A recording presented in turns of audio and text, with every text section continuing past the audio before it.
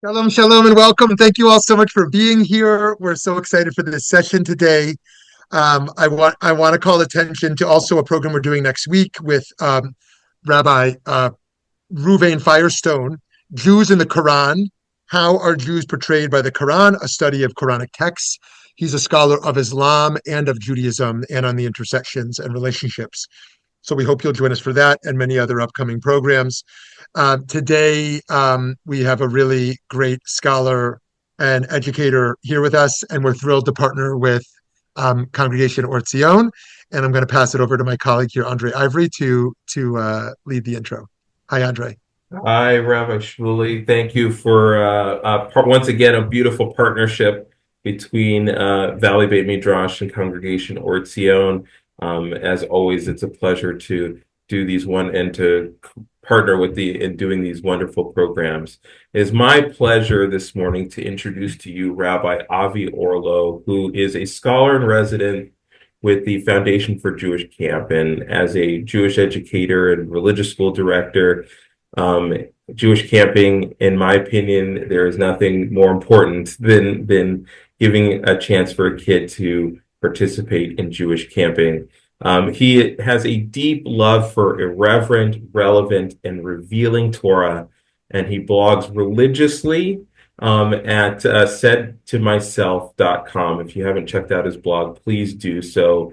It's a great read and fantastic conversation. Without further ado, I turn it over to Rabbi Avi. Hey, thank you, Andre. Hi, everybody. It's great to be here with you. Andre already sort of did the plug for camp, so I don't need to. But I just want to sort of surface I always think about what is education in a camp context. And because camp doesn't have to tether itself to curriculum like we do in school, we get to really spend a lot more time on this sort of building of the self, of people becoming their full selves. And a lot of this, especially for younger campers, is they're sort of acquiring a language around how they feel in their emotional life.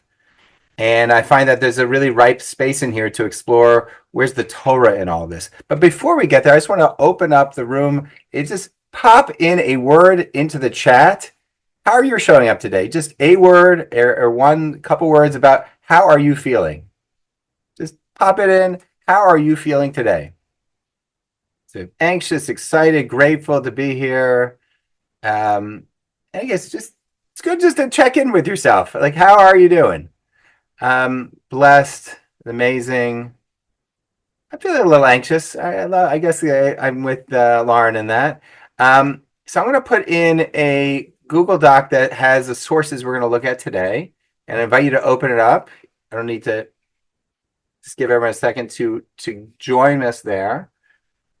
So to start us off, and if anyone has a problem, just write in the chat and we'll get you onto this document. I see people are flooding in here. I wanted to explore sort of what is Chazal, what's the Torah think about the inner life. So even like right at the outset, my mind goes right to Kohelet, Amarti ani b'libi. I said to myself. So actually, that's where Andre gave a plug for my blog. That's actually where I got the name for I said to myself, is this language of what is the discussion of the inner life? What are the words we talk about when we talk about what's going on under the surface? So Dr. Paul Ekman is a professor at University of California, San Francisco, psychology. And he actually did a lot of the legwork that went into Lie to Me, that show, and also was a scholar behind Inside Out. He wrote, emotions change how we see the world and how we interpret the actions of others. We do not seek to change why we are feeling a particular emotion. Instead, we seek to confirm it.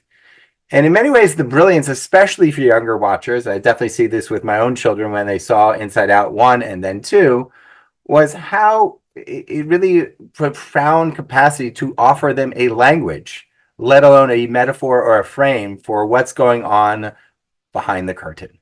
And it's actually fascinating, young and old. We have these feelings, we don't always have words to go with them. And it's really actually quite profound when we are able to unlock those words. So it's actually fascinating is that how the rabbis attribute meaning to this. And the Gemara in Megillah, in discussing the book of Esther, and discussing is Esther part of the canon? Is it authentic? Meaning Esther is this fascinating book where God doesn't show up. There's no explicit reference to God. And it's taught in a brisa. The Rabbi Eliezer said, the book of Esther was said with the inspiration of the divine spirit, with the Ruach HaKodesh. And it says, Haman thought in his heart. Meaning, how does the book know what Haman is thinking in his heart, unless it's through divine intervention? So this is the proof text for, one of the proof texts for why Megillah is of divine sorts, is that we know what someone else's emotional state is. So I just want to say that there's something really profound even within your own understanding of your own emotional life, let alone that someone else would know what you feel when you're feeling it.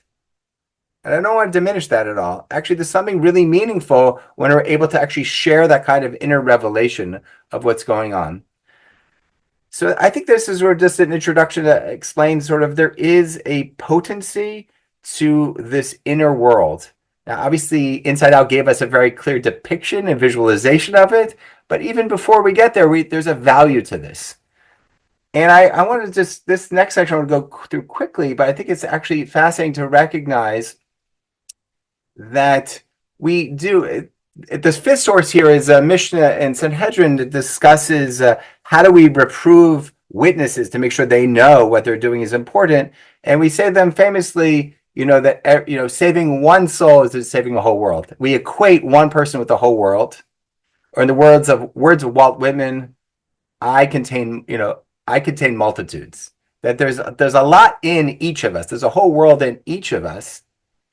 But I want to put that back into the context of one of Adam's charges, which we see in source number 6 here, which is our job to name things.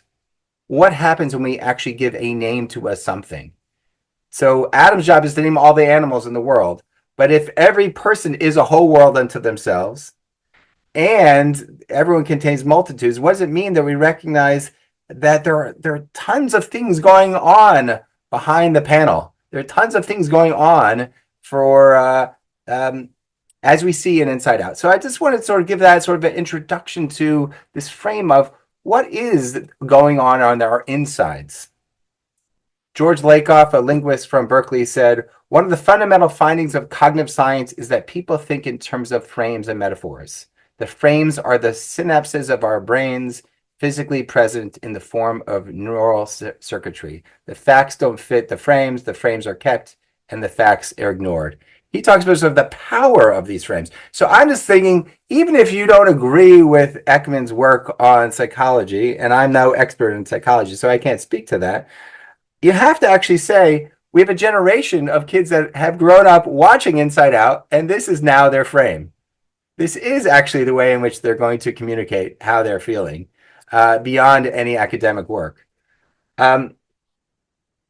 So as we sort of continue our exploration, if you have any questions, just pop them in the chat here or stop me at any time. I wanted to explore one of the characters, namely anger. Specifically how Chazal deal with anger and how that might lead us to understanding some ideas of complexity within our emotional life. Years ago, I was actually riding the train to New York, and I was reading Ramban's letter to his son. It's a letter that people have accustomed to read often. Shema bani musar avicha al titosh Torah imecha. Hear, my son, the discipline of your father, and don't forsake the teachings of your mother. Get into the habit of always speaking calmly to everyone. This will prevent you from anger, a serious character flaw which causes people to sin. As a rabbi said, whoever flares up in anger is subject to the discipline of Gehenna, to hell. As it says, cast out anger from your heart, and or doing this, remove evil from your flesh. Sort of somehow remove anger from your life. Anger is a bad character. Get him off the dashboard. He should not be controlling things in your life. This never really worked for me. It's a sort of challenging and interesting and like what's going on here. Is it possible to remove anger? Is it possible to kick it out of the control panel? Is it even tenable, desirable? And it's funny. I think a lot when I'm thinking about my own emotional life and the introduction the Ramban gives here of Shema b'ni et Mosar Avecha v'et al titosh Torah temecha. My father was of a generation who didn't have a vocabulary to talk about his emotional life. And my mother was a psychologist. So in many ways, thinking if I'm intellectually and emotionally honest, I recognize that my own exploration into this is dealing with my own metaphors that I was a beneficiary of, whether that's my mother or my father, in terms of recognizing this is hard work. It is really hard to sort of identify what's going on in your emotional life. But let alone, I still can't knock this of like, why is this not working for me? And it's funny because I remember learning this on the train, listening to headphones, and then I realized I was listening to Rage Against the Machine while listening to this and thinking to myself, why is this not working for me? And I'm realizing that I'm not sure all anger is bad, and we're going to come back to that a little bit. But there's something interesting here, and I'm not sure this makes sense to me, and I'm trying to figure out why does it make sense to me. It's clear that anger has a role, but I don't know what it is. The Buddha said, holding on to anger is like grasping a hot coal with the intent of throwing it at someone else. You are the one who gets burned. So there's something about sort of holding anger and having it really eat you up that's the problem. But does it get kicked off the dashboard? Moshe Luzzatto, 17th century, 18th century Italian Baal Musar wrote, "Let us not discuss anger. There is an anger-prone person about which our sages said, whoever gets angry as if he worships, does avodah zarah, does idolatry. This person gets angry at anything that is done against his will. He becomes filled with wrath till his heart is no longer with him and his judgment is lost." There's something fascinating here, which is that anger is kicked. We want to sort of kick it out, but there's something maybe different here, is that there's a difference between being angry and sort of being consumed by anger. That this sort of all-consuming anger, that this could really be idolatrous, and sort of the top three no-nos of that we really want to sort of section off. So what's interesting is anger is clearly depicted by Chazal as something to avoid, something that could be all-consuming, and something that's bad.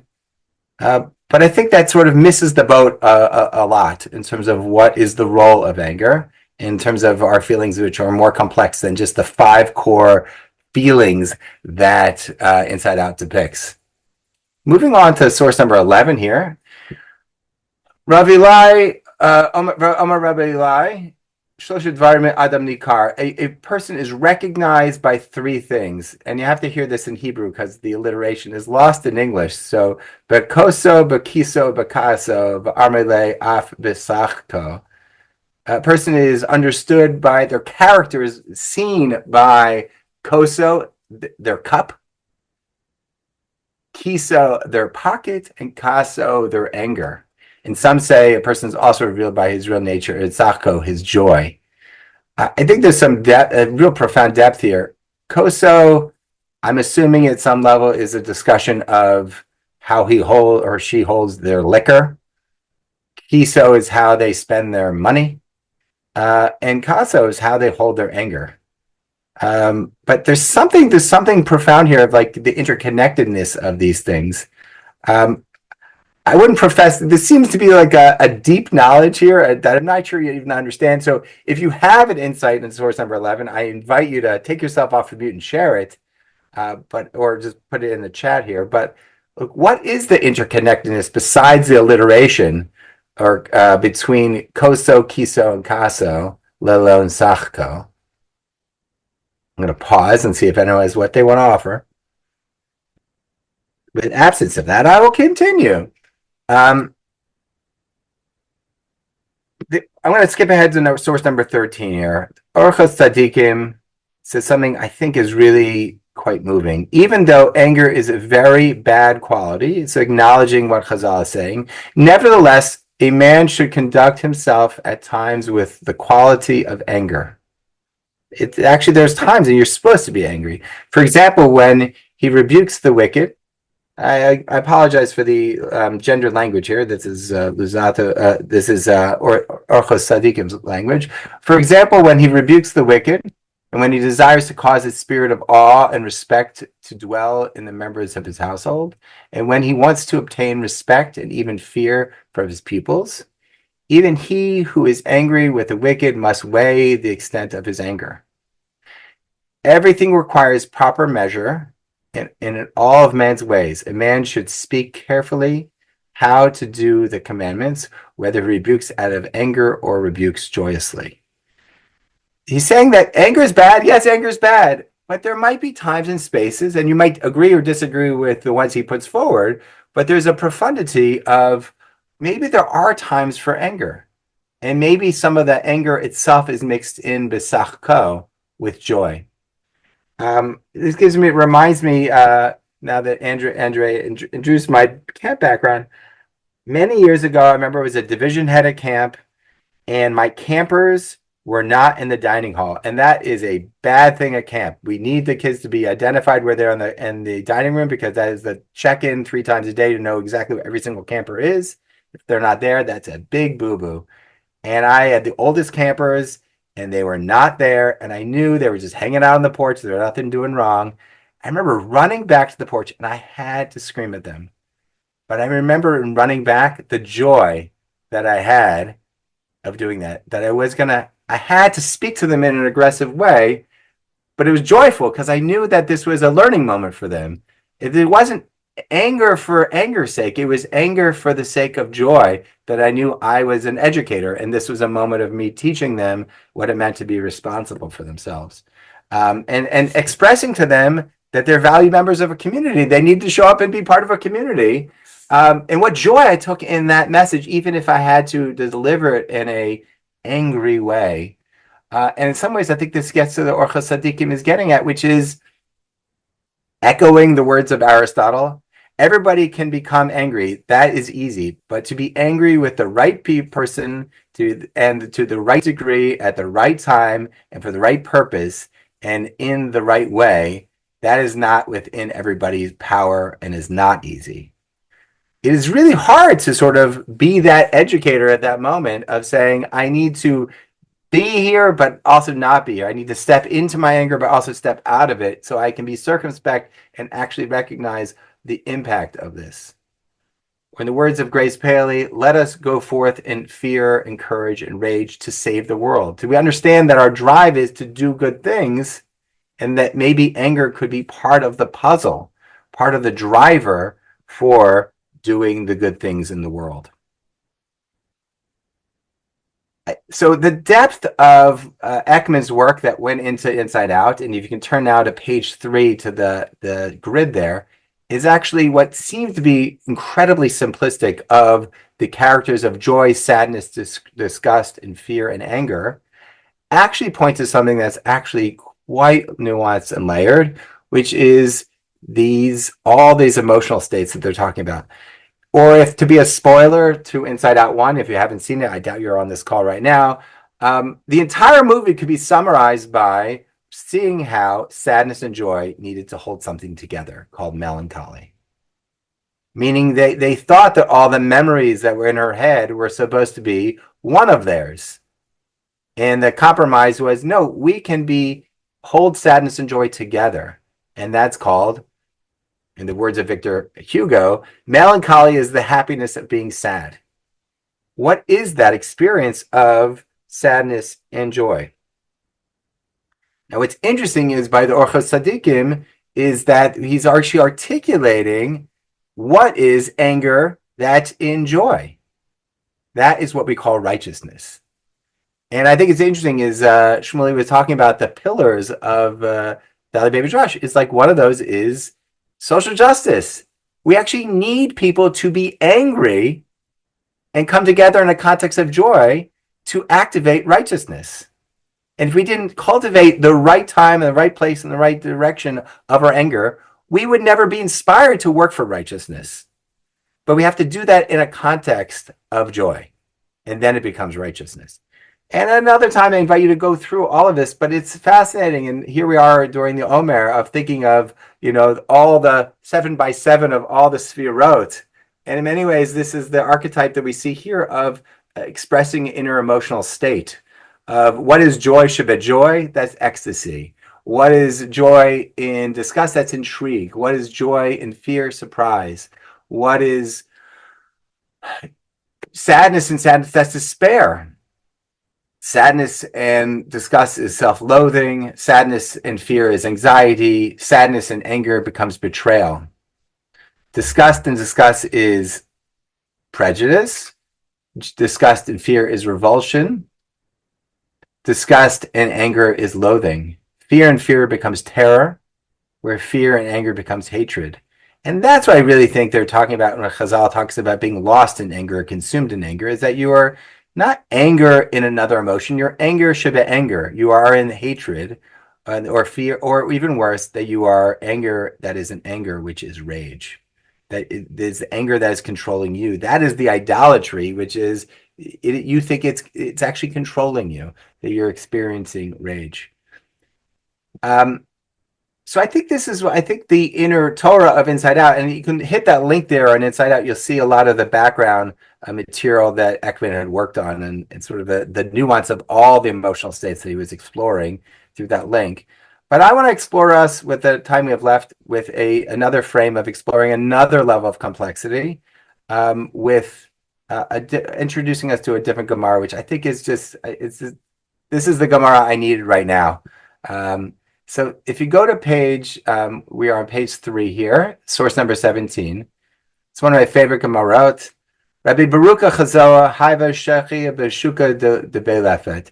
Rabbi Barucha Chazoa was often found in the market of Beilefet, and Elijah the prophet would often appear to him.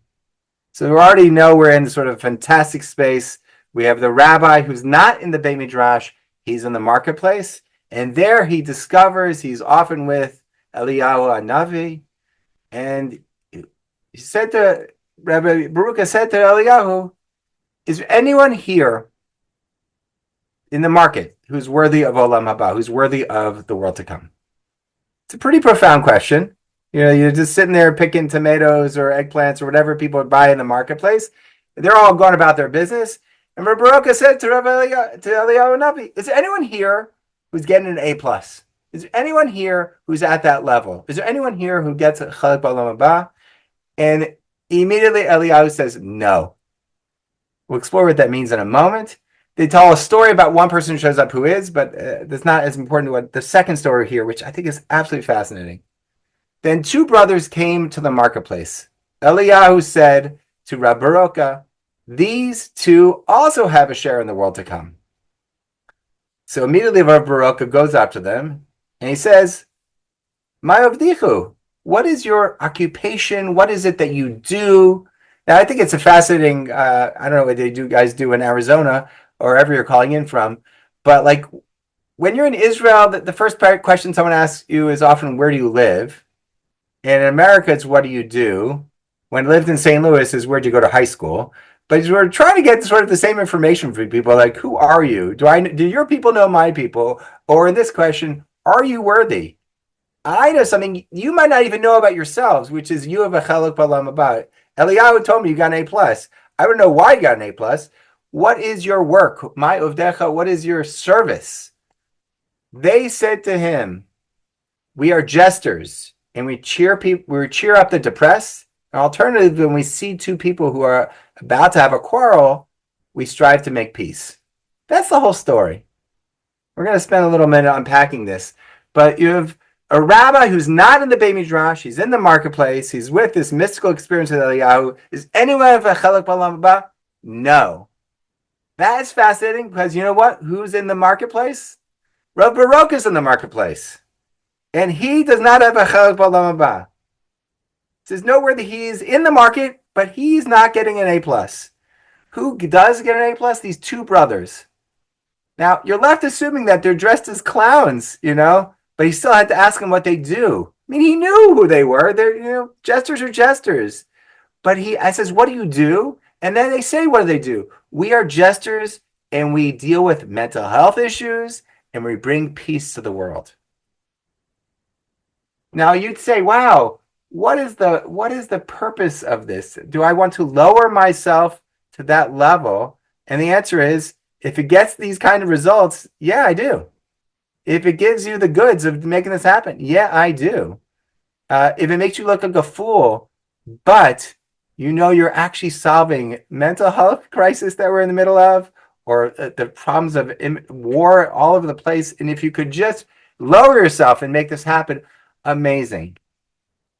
A month or two ago, I was in Israel, and I went there to the Jewish Agency this summer is bringing over 2,000 summer shlichim from Israel. It's amazing. The biggest summer shlichut they've ever brought. And they do 3 different trainings just to break them into smaller groups to train them. And they're going to train them to come to work in America. And I actually got to learn this Gemara with some of these shlichim. And I turned to them after learning this. I said, your job this summer is to be a clown. Your job is to be a clown and lower yourself to sort of bring peace and stability to your bunk this summer. And we had a discussion about it, and a woman turned to me and said, I can't do it. I can't do it. I think it was 16 months ago, but now it's 18 months. Last 18 months have been horrible. What happens when I don't have it in me to bring joy to other people? I don't have any joy. I can't pour out of an empty cup. How am I supposed to bring joy to other people when I don't have joy in myself? And I asked her to read the following thing, which is by Alan Moore, who wrote Watchmen. It's a comic, famous comic book. And it's a great piece, source number 17. Heard a joke once. Man goes to doctor, says he's depressed, says life seems harsh and cruel, says he feels all alone in a threatening world where what lies ahead is vague and uncertain. Doctor says, treatment is simple. The great clown Pagliacci, the sort of crying clown opera singer, Pagliacci is a famous opera singer. He dressed up as a clown, crying clown, and sings. The great clown Pagliacci's in town. Go and see him. That should pick you up. Man bursts into tears, says, but doctor, I'm Pagliacci. How do we pour from an empty cup? How do we bring joy to others if we don't have joy in ourselves? How do we be the clown if we're the ones who are depressed? I don't have the great answer to here, but I think a redeeming answer is to quote Rav Nachman. You're supposed you have to judge everyone favorably. You judge it, but if you find someone and you can't find any bit of good, there's a piece of good, and then judge that. And then he goes on and says, you should do the same thing for yourself. Find a piece of goodness in yourself and judge yourself according to that, which makes me think about the inner life of all the nikudot of what we have inside of us. And then I go to the next page and I say, each of us have a nikudah of bing bong. I'm mostly cotton candy, but shape-wise, I'm part cat, part elephant, and part dolphin. There's a nikudah in each of us, and the tragedy of Inside Out is that we're supposed to give it up. We give up the playfulness we have as a child for the power we have as adults.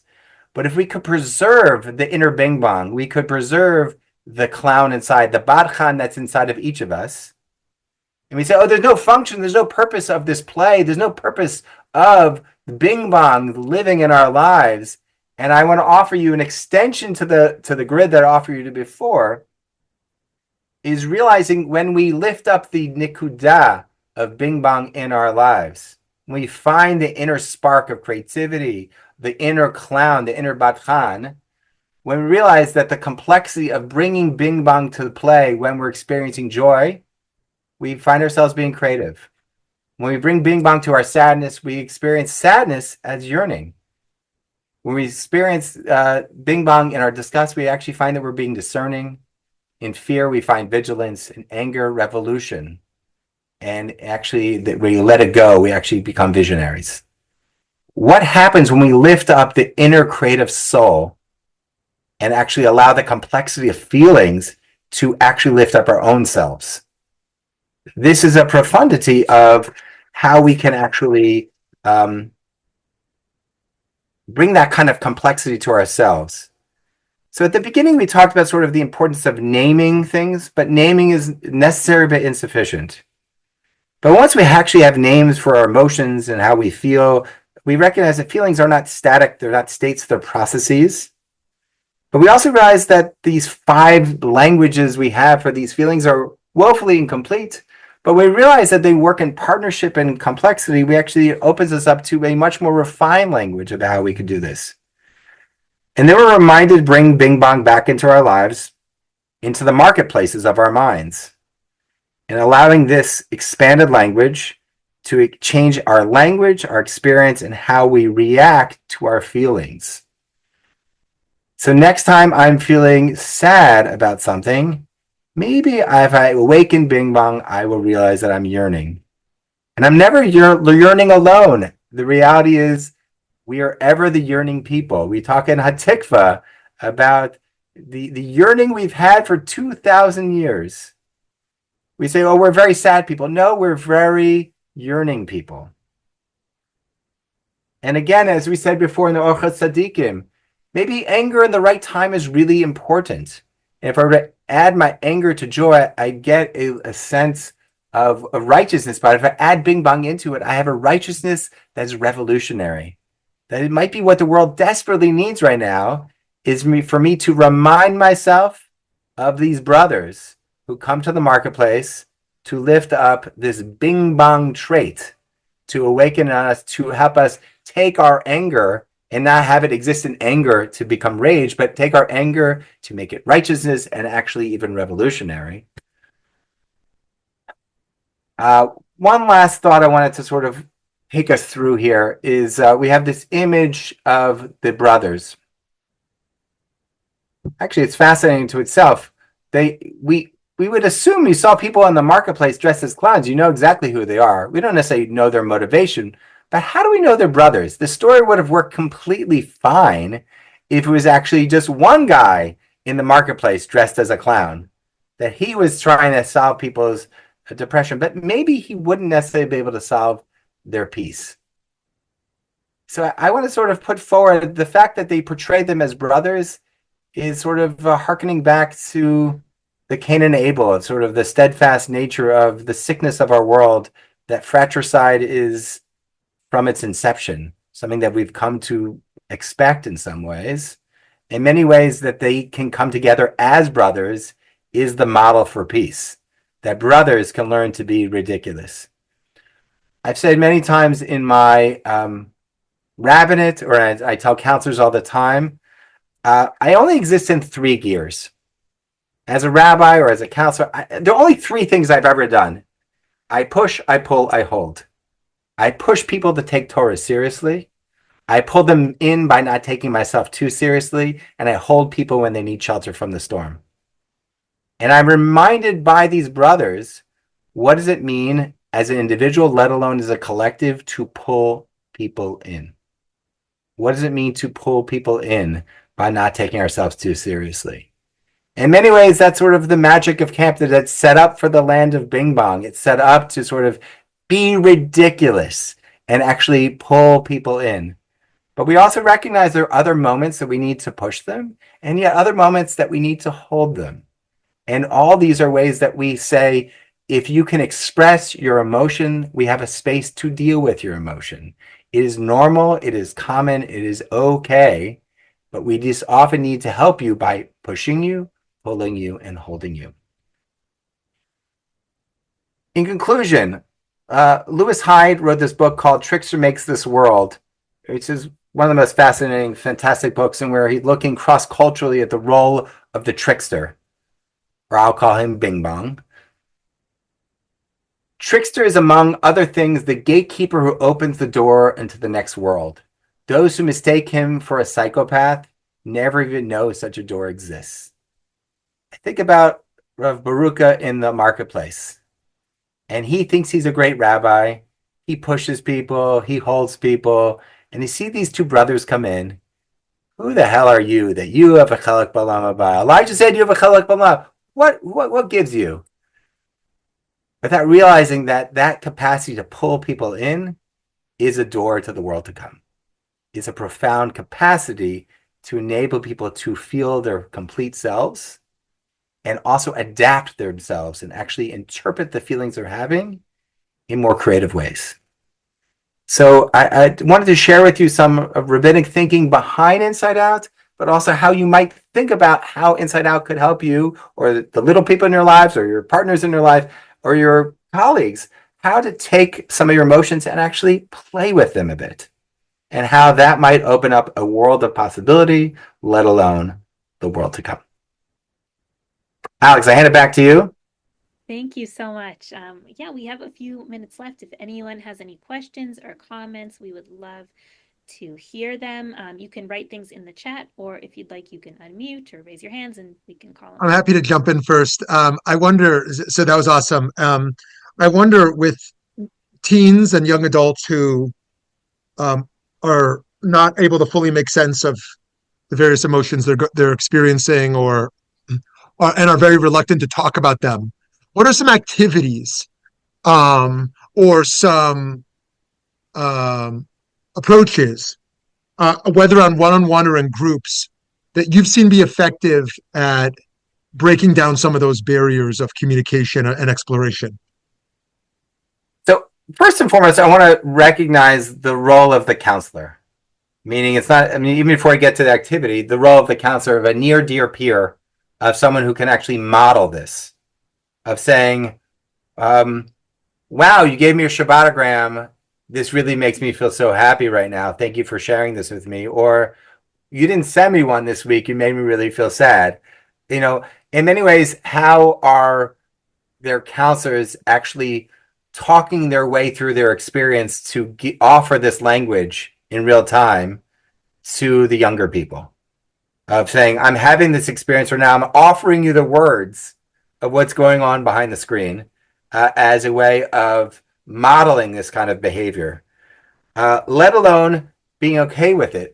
Another example, even before I get to answering your question, I remember years ago I was watching Inside Out with my kids, and one of the penultimate scenes, and my kids were like, "Are you crying?" And I found myself like being like, it was a dark room, so I was like, "Oh no, I'm not." Actually, you know what? I am crying, and it's actually important for you to see me cry. It's actually important for me to model that I can not only identify feelings, I can actually express them, and I can express them in ways that are not damaging to other people. You know, so and then there's sort of the next question, which is like, can you actually prompt people to be like, okay, I see you're acting out a feeling right now. Can you tell me what you're feeling right now? Another thing I've definitely seen is a lot of mood-amers, like sort of people having like regular check-ins in the bunk, of actually having Velcro for people to sort of do like rapid surveys just to sort of check in. But the one behavior that I'm just saying, I can't say this for camp. I mean, I definitely learned this at camp, but it's something I do every Friday night in my own house forever, is do Rosebud and Thorn. And this is a common ritual. I did not make this up, and there are other adaptations of it, but we go around every Friday night, every age of every person at the table, and we say, what's a rose? What's something wonderful that happened this week that sparked joy? What is a thorn? What's something that made you sad? You know, it's actually a setback for this week. And what's a buzz? Something you're looking forward to.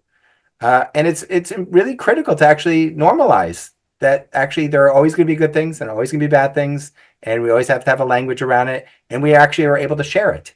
That's sort of like I'm just thinking off the cuff of like, what are things that people could do at camp and not at camp to actually say we're normalizing the common language and the ability to communicate this as normative, as opposed to acting it out. I think this is where a lot of behavioral challenges come, because people don't have this language. They find other ways of having it ooze out of their body. All right. Thank you so much, Rabbi Avi. It was a pleasure to have you. Very interesting topic. As Rabbi Shmuley mentioned, we have lots of great classes coming up. You can go to our website to see all of them and register. And thank you, everyone, for joining today. Thanks to Or Tzion for co-sponsoring, and hope to see you all again soon. Thank you so much. Have a great day.